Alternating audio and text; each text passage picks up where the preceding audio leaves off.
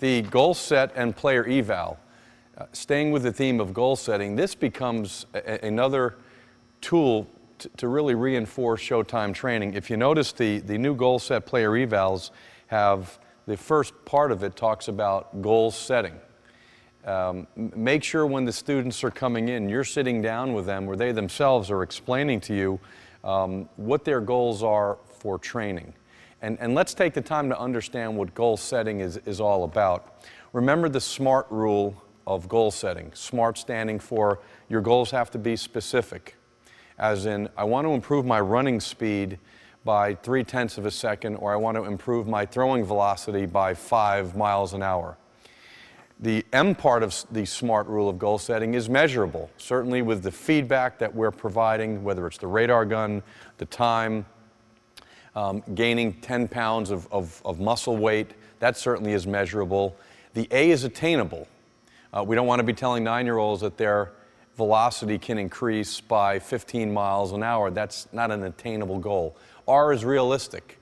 Can we have a player think that I want to be a Division I player when they're throwing 70 miles an hour as a senior? Probably not realistic. So let's make sure the goals are realistic both for the player and for the teacher.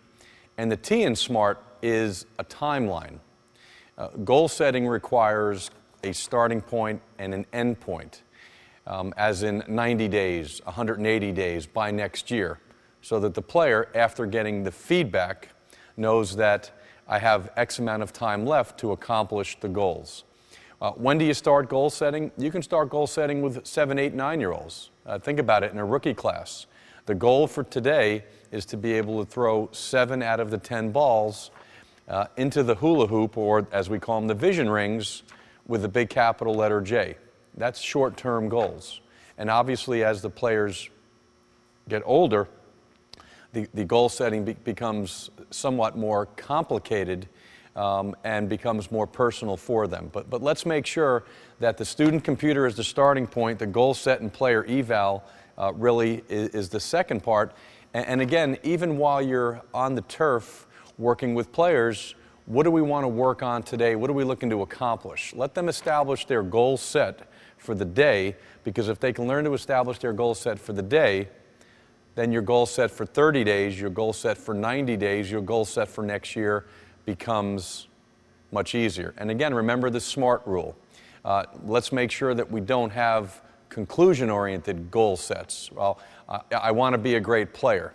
That's not really anything specific. Make sure that as you're helping the students establish their goals, as simple and as informal as it is, even if it's in the middle of a multiplayer event, make sure they're very specific, make sure they're measurable, they're attainable, they're realistic, and there's a timeline for them.